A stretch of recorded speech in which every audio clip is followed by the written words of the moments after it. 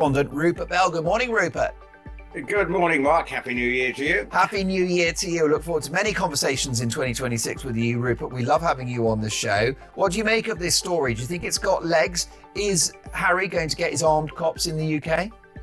Well, he's working so hard to get it. And obviously this stalker story does give him some credibility as to what he wants to achieve. He always comes here with a degree of security, but he wants the bells and whistles security. Bless you. Excuse me. Bless you. And that is part of what he's been discussing. And I suppose when he does come here, and he's not coming here very often, okay, he says he's too frightened to bring his children if he doesn't have it.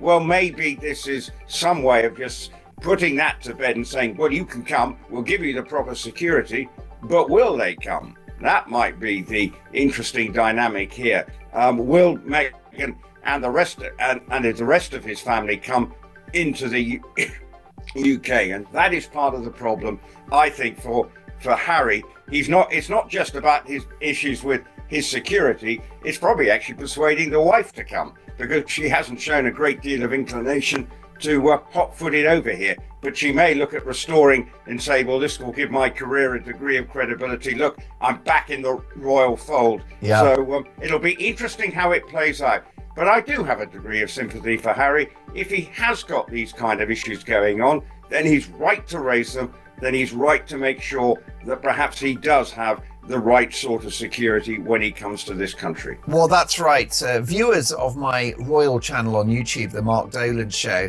tend to disagree with me when I say that, yes, Harry's made his own bed, he's got to lie in it, he's left the United Kingdom, he's relinquished his royal duties, but it wasn't his choice to be born the son of the King of the United Kingdom, and come what may, that makes him a target.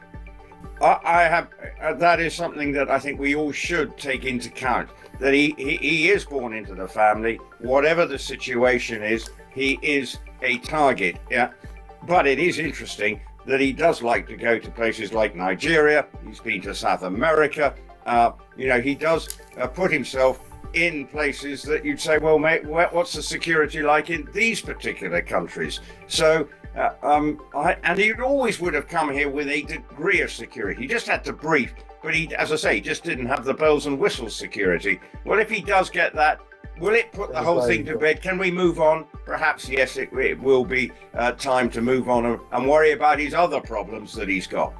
And he's got plenty of those. How much, though, of this battle with the Home Office for security is about Harry's safety, given the fact that he was happy to go to Ukraine, which is famously at war? He's been to China, he's been to South America, he's been to Africa, places like Lesotho and Nigeria. So is there a degree of double standards here from the Prince? Well, I think there is. And this is where I think people get slightly frustrated with him, that he's constantly moaning at the British government, yet he's showing no hesitation in heading to places, well, as I say, that might have a little more of a security problem. So I have to say, Harry does operate quite often in the land of double standards. So, he will say one thing and then you find out, well, he actually doesn't mean that. So I think there is, and it's an easy stick to say, look, I can't come back to Britain. Well, actually, I'd have to say Britain isn't busting a gut to have him back. So there is an element there.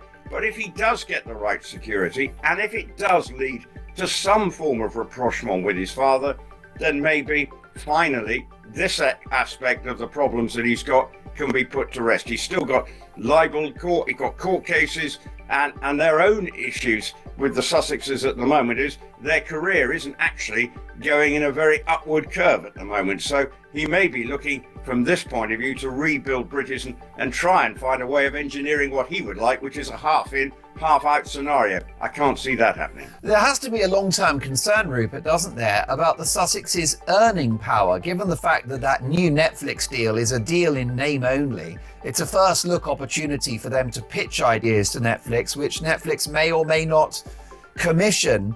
And otherwise, you've got Harry, he's got a few speaking engagements, no particular entrepreneurial commitments that I can find in closer examination.